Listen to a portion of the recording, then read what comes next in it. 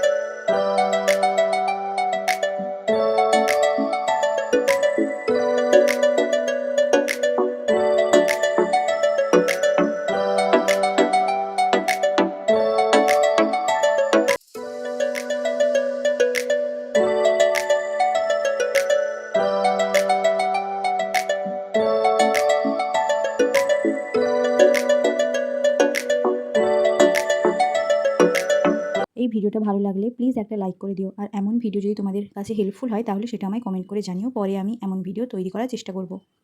আর অবশ্যই আমার চ্যানেলটাকে সাবস্ক্রাইব করে দিও প্লিজ। Thank you.